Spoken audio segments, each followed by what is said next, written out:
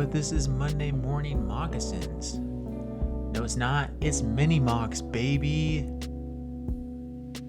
Welcome to the little subgenre of Monday Morning Moccasins when I am unable to film and upload an episode for the morning. I still got my Mocs though. Hold on, mock check. There it is. So yeah, Mini Mocs. Basically, the deal is I've got some stuff to talk about still, but I can't wait till next Monday to do it.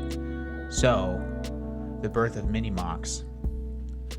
Just gonna be quick. There's a few little news things I want to talk about, a few little announcements, and then I'll send you on your merry way.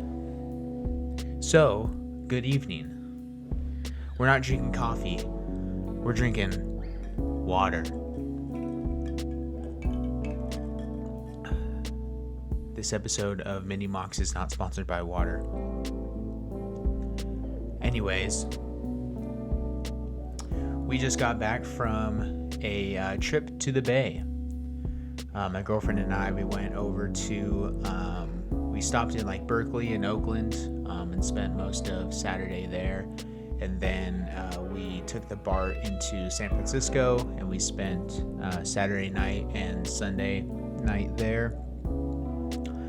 We just got back and it was a lot of fun. We did a lot of things. I got to do a little like fangirl tour for a bunch of like Green Day spots in East Bay, and then we went over to San Francisco and we got some the mandatory clam chowder bread bowl, except we went to where'd we go, Boudin, and that's not the place to go, but we just wanted to get some real quick. And we went to this restaurant called Tartine. Was freaking amazing. It was one of the best restaurants I've ever been to. And we did a lot of walk-in. We checked out, the piers and all that, and had a good old grand 2.5 year anniversary / Valentine's Day celebration. So that was cool. Yeah. Another thing is I've been messing with my guitar. So it looked a lot different last time. You might have seen it, although I think I just did a guitar cover. So basically what I did was I just switched out the pickup and then I took out all of the like extra controls that you need to have, like a neck pickup too, and you could, the pickup selector and all that, and a tone knob. I just took out all that crap because I don't want it. Just want the one pickup and the one volume knob, and it's perfect, and I love it.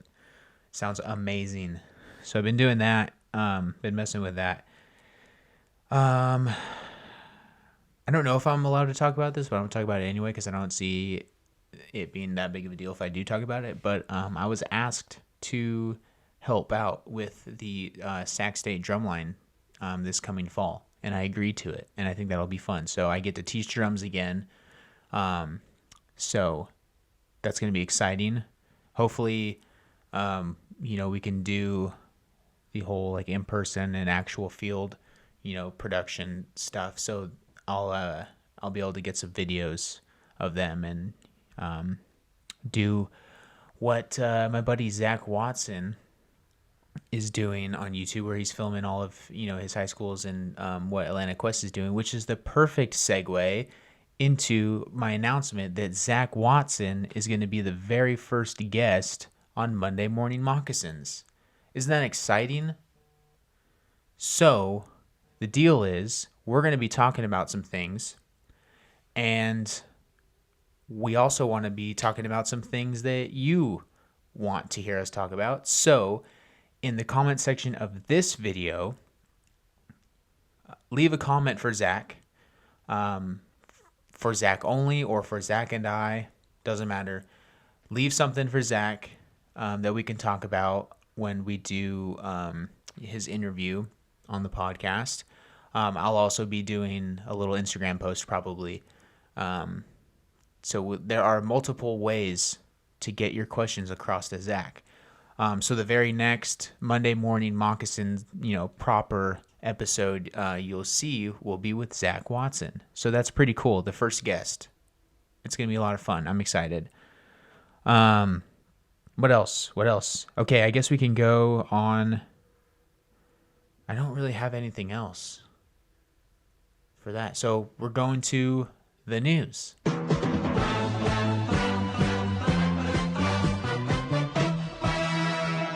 All right, so I just have two main news pieces to talk about. The first one, Jim Tabuchi is retiring from the Mandarins. So I've known Jim since 2013, which was my first year of marching. I believe he was the corps director at that time. And then shortly after that season, he, I believe, was bumped up to executive director. And so I think like his official title right now, I'll go fact check this, but I think he's like president and CEO. And I think he still is executive director. I'll go look it up. But yeah, he's retiring. He has actually already tried to retire before. I believe like around 2007, he was like done, and then he came back to teach the trumpets. And then when I showed up in 2013, I believe that was his first year as director. Yeah, so Jim Tabuchi announces retirement as Mandarin's president and CEO. Oh yeah.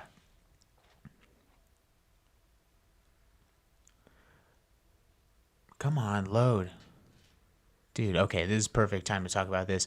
The reason why I didn't do a podcast to come out this morning was I was going to try to record it before we went over to the Bay, but our internet was down. And our internet has gone down like 3 times within the last 2 weeks, and it is so annoying.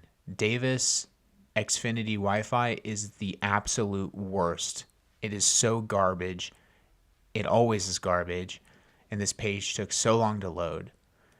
Anyway, so yeah, he's retiring as Mandarin's president and CEO, which, you know, congratulations to him. He's done so much for that organization, and he's done a lot for DCI as a whole.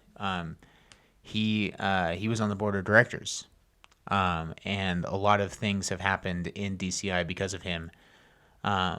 You know, and the influence that he has on basically the entire community. So he's got, you know, amazing legacy behind him throughout the Mandarins organization and Drum Corps International. So very big congrats to him. It is well-deserved for sure. So yeah, Jim Tabuchi, huge.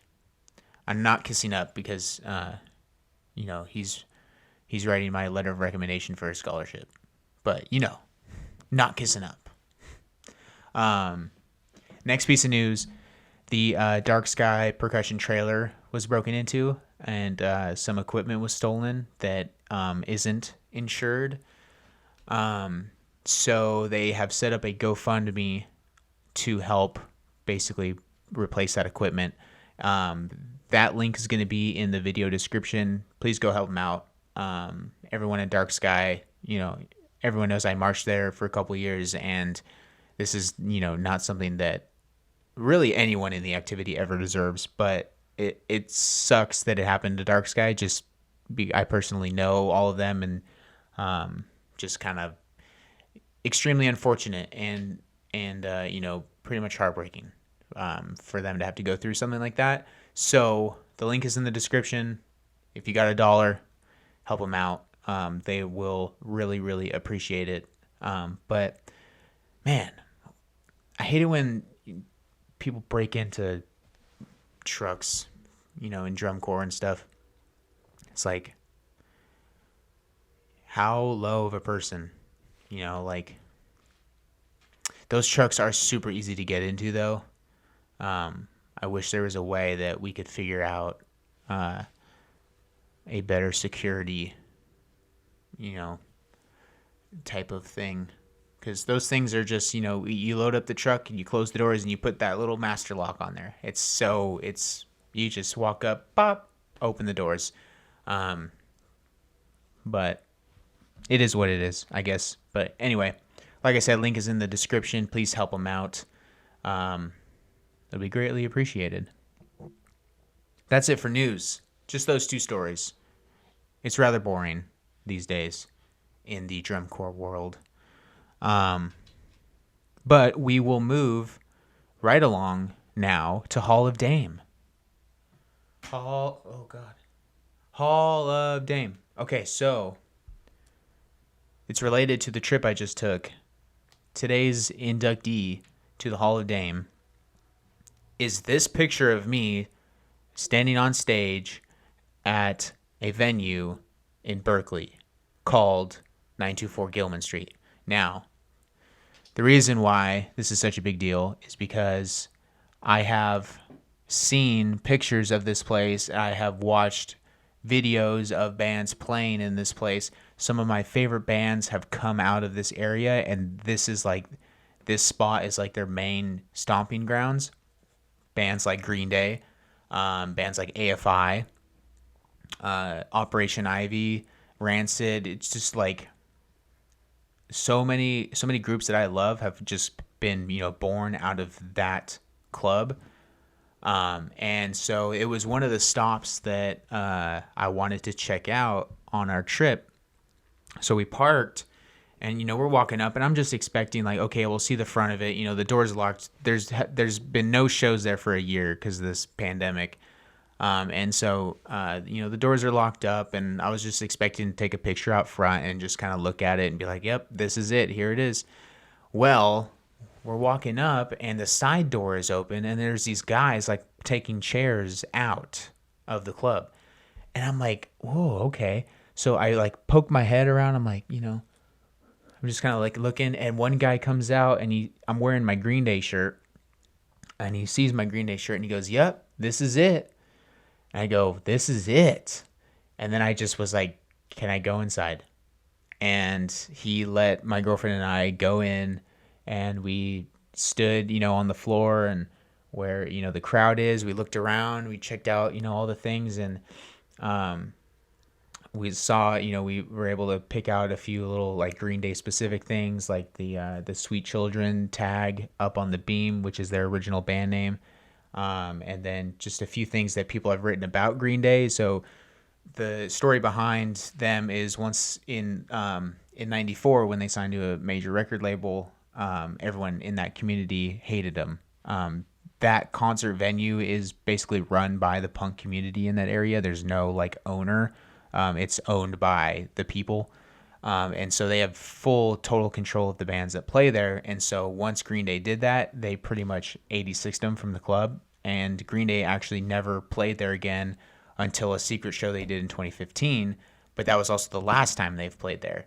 And up on the wall, at the stage, it said something like Green Day wrote the end credit song to Twilight because My Chemical Romance said no. And so it's basically just the ongoing negative feelings towards Green Day and their success. They were actually crossed out from the huge list of band names that have played there. They had this, giant poster basically of every single band that has ever played there. And if you follow it alphabetical order, where Green Day would be is entirely like blacked out with, Sharpie. And so it was pretty cool to stand in there, and I jumped up on stage and just wanted to see what it was like from that perspective. And man, it was surreal just being able to be in there and kind of just like, I can't go see a show there, so that's as close as I can get to, being in that venue right now. But as soon as this whole thing's over and concerts start happening again, I'm going to a show there. I don't even care who's playing. But anyway, yep. That's the Hall of Dame. Is just that photo of me standing on the stage that my girlfriend took, because that was a freaking surreal moment for me. Good times. Good times. Okay, so we'll move on to the Q&A. We just got one question. My dad always coming in clutch with the questions. He has two questions. So the first part being regarding the drum corps show, which section do you feel gets too much emphasis and which doesn't get enough? I thought about this for a little while, and I ultimately came down to the conclusion that I don't think I don't think sections get favored over others really a ton. I think every section gets a decent amount of airtime, I guess. Like the way the shows start, it's always like a really soft, front ensemble intro with some narration and some visual body movement. And then, okay, here comes some light brass layering, right? We'll start off maybe like a low, tone from the low brass. And then you'll hear just off in the distance a little trumpet solo, kind of setting up the mood. And then, maybe the snare drums come in and we're kind of building those layers. And then it's boom, the brass hit. Like, that's the formula. Every show starts that way. That's just how it is. There are shows that don't point them out to me, but mostly that's how a show will start. And then from there, after that initial brass hit, you go into another little front ensemble little thing that'll help set up the next part, and then you'll probably go into these random little solis from 6 mellophones over there will have a little doodle thing, and then little low brass feature over there on that corner, and then that's pretty much just kind of how it goes. And then let's say you have a tenor solo right there, and then during the low brass thing you have a bass little highlight thing or whatever, and then you go into another brass hit.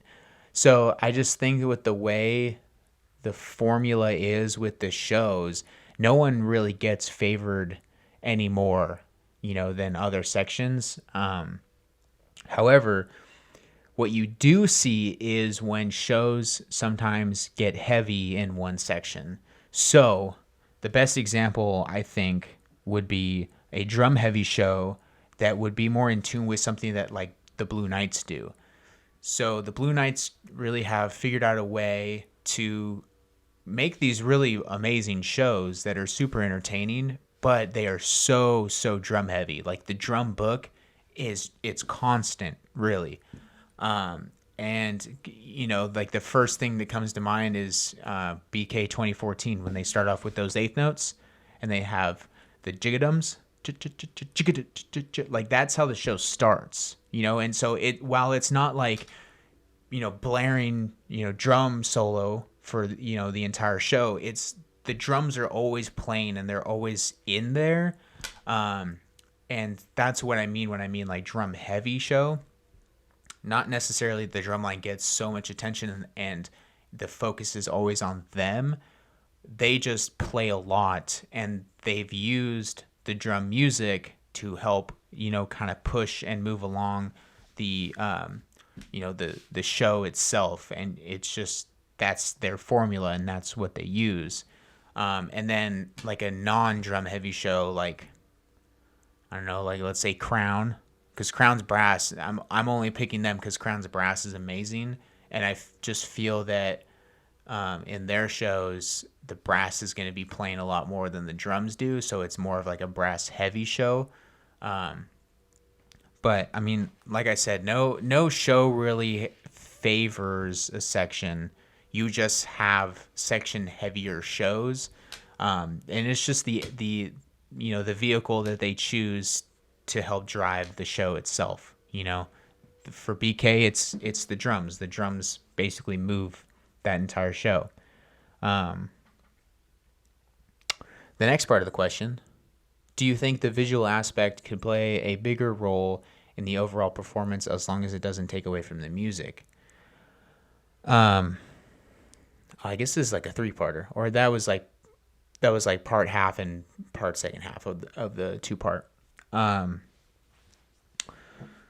So the way I'm interpreting this question is I think he's asking if there is too much focus on the visual parts? And is it okay as long as it doesn't take away from the music? So answering the question, do you think the visual aspect could play a bigger role in the overall performance? I think the visual aspect is extremely important to the overall performance, because if you go back and watch some of the old school drum corps shows, they're pretty boring. Like if you have, at least to me personally, if you have the appreciation for the music and only for the music, they're probably pretty cool, because they were playing some cool, they're playing some cool things back then. But growing up in the modern era of drum corps, I am really sort of, more in tune with some more visual, enticing types of performances.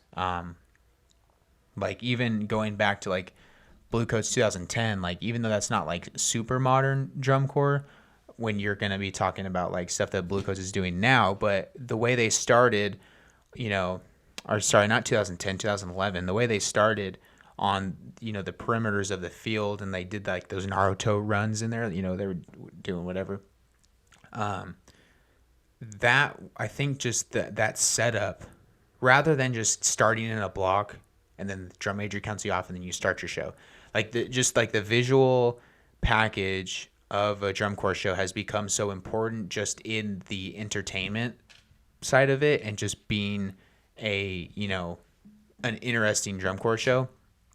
But some people would argue that it's getting out of hand, and it all started with the whole uniform changes type of thing, where a lot of drum corps no longer are wearing their classic uniforms. They are doing show-specific uniforms. And I believe the Blue Coats were the first ones to do this in 2016 when they did Downside Up, and they wore the white with the blue swirl, and they didn't wear their helmets. And then basically from there, you saw a lot of drum corps participating in this new way of show design in terms of like, the visual package, where the uniforms themselves are going to be changing. And, like groups like Vanguard, Blue Devils has been doing it forever, but the way they've been doing it is they take the classic Blue Devils uniform and they do something that is like an accessory that is specific to the show. And Mandarins have done that too. When we got our new purple uniforms in 2013, we had the dragon as a sash. And then the next year when they did Unbreakable, they had the little gold thing right there. And then they did, whatever they did after that. In 2016, they had, a longer dragon sash. And then in 2017, we had the black.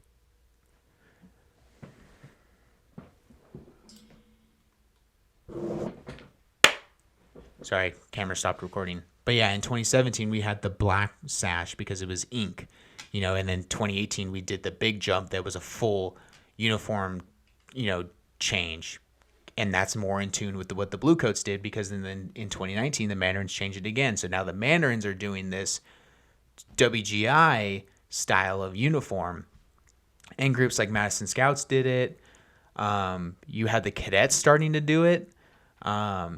And so the argument there by a lot of like boomers in the drum corps community is that it's ruining everything, and it's ruining the look of DCI.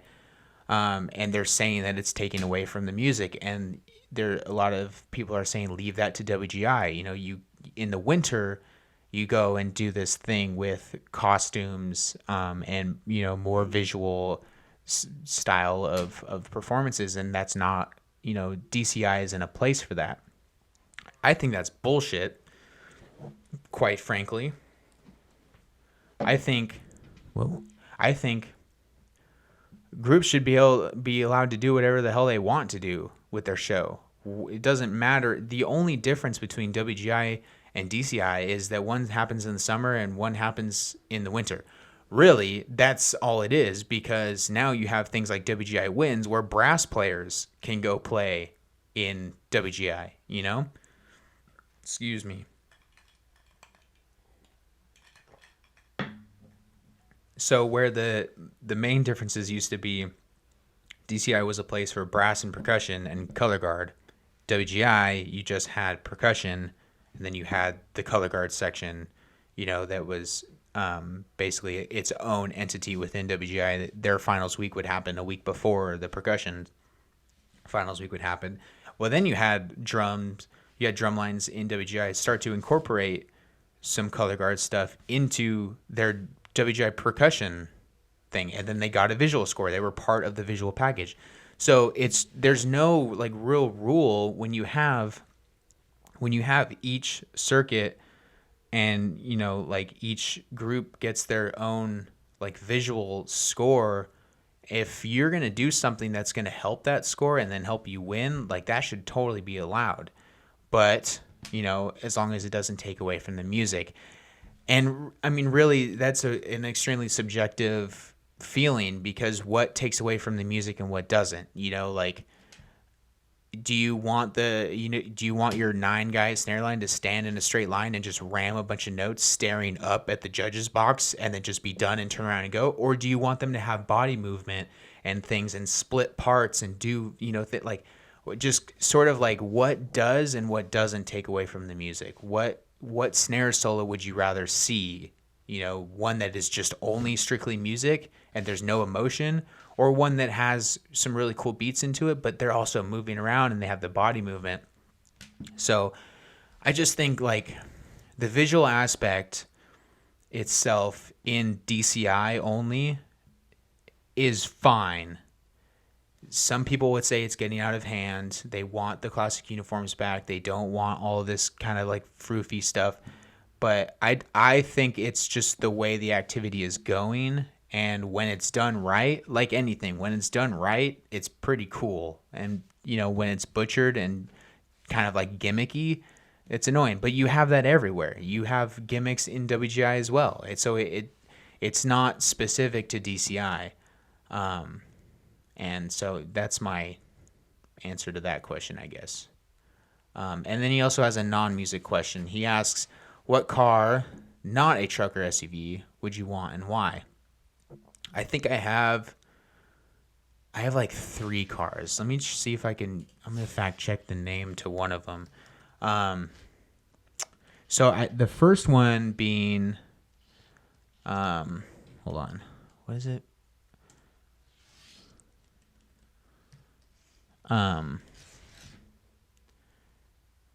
Oh God, it's pulling up all these new cars. I want old cars. I think it's this one.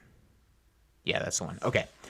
So the first one I would say is the car that I always speculate that I might have gotten if I got my driver's license when I was 16. So my grandpa used to have a green Mustang. I believe it was a 69. It was a 69 Mustang convertible. And I think that the car ended up getting sold. My family sold it. And basically, my grandpa wanted to do that. So I think if I had not waited, because it sold right around the time I was sort of getting my license, like it was in the works, but I hadn't gotten it. And I think my family sold it like around when I was like 17. And I got my license when I was 18. But I think if I had gotten my license when I was 16, like how you should, I might have been able to at least drive that car. But I like to think that my grandpa would have ended up giving it to me. But that is purely just a speculation. But I would want that car, but I would want to get the one back. So the guy that my family sold it to, I would want to get in contact with him when I could financially, and buy back the car so that I could have it. That's one. The second one is I've always wanted a Volkswagen bus, basically since I can remember it. Right when I got into like my like photography career type of phase, I wanted to get one of those buses and like drive up to the Pacific Northwest and live out of it. That was like that was what I wanted to do. I still am super into those buses. I still think they're really cool. I'm going to slash this one, though, or a classic Beetle or Bug, Volkswagen Bug. I'd want one of those, but I'd want to buy it with the proper like authenticity that it had come from my grandpa's dealership.